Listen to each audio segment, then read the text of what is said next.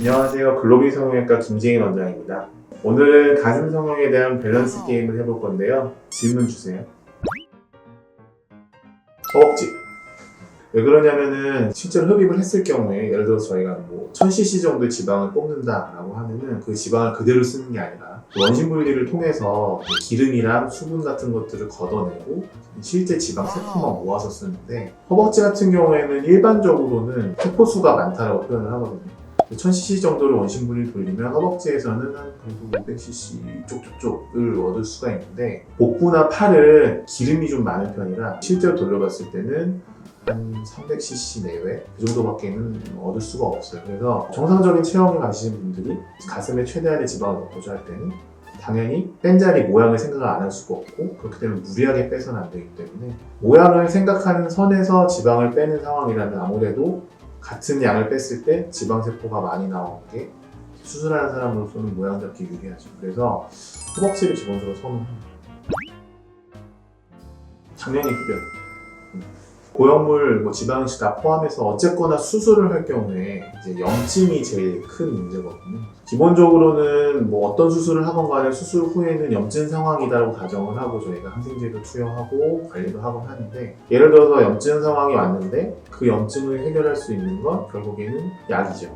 근데 기본적으로 혈액순환이 떨어지는 경우에는 혈관으로 약이 가지를 못해요. 근데 그 혈액순환을 떨어뜨리는 가장 대표적인 예가 흡연입니다. 그래서 담배는 절대 피시면 안 되고, 문제가 생겼을 때 약으로 그냥 써서 넘어갈 경우도 흡연을 하시게 되면 못 넘어가요.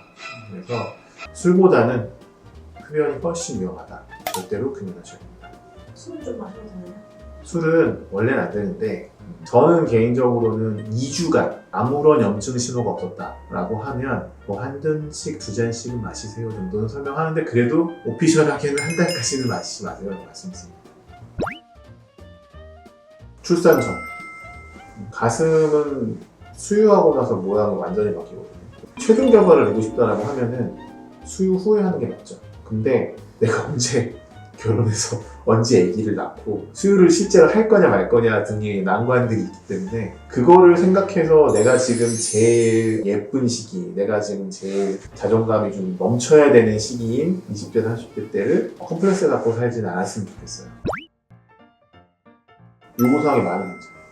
요구사항이 많을수록 제가 설명을 많이 하게 돼요.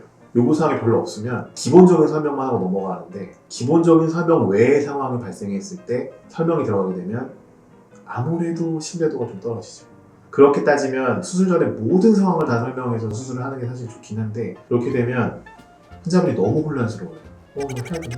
막 부작용부터 시작해서 나중에 이런 일에서 저런 일이 수 있고 이건 안 돼서 사실 의사 입장에서 의학적인 얘기를 할 때는 안 돼요, 못 해요, 이건 한계가 있어 이런 얘기밖에 안 하게 되거든요. 이제 그런 얘기를 잔뜩 듣고 수술할 때까지도 되게 불안해하시는 분이 많기 때문에 설명 범위를 항상 기본적으로 가져가야 되는 건 있어요. 근데 요구사항이 많은 분들은 그런 걱정들을 다 얘기를 하시기 때문에 그걸 저희가 다 하나씩 맞춰 설명을 미리 해드리다 보면 오히려 신뢰도 쌓이고, 수술하고 나서 혹시나 그런 문제가 생겼을 때 미리 설명했던 부분이기 때문에 환자분이 이해도 빨리 하시고 저희도 설명하는 거죠. 오히려 요구사항이 없는 환자분들 같은 경우에는 기본으로만 하고 수술을 했는데, 만약에 그 설명 외의 상황이 발생했을 때 이 사람 이거 얘기 안 해줄 줄 아는 이런 얘기도 있기 때문에, 저는 솔직히 말씀드리면 요구사항 많은 환자들 수술하고 끌고 나가기가 훨씬 편합니다. 시청해주셔서 감사합니다. 영상이 도움이 되셨다면 구독, 좋아요, 알림 설정 부탁드립니다. 이 영상과 이 영상도 추천드립니다.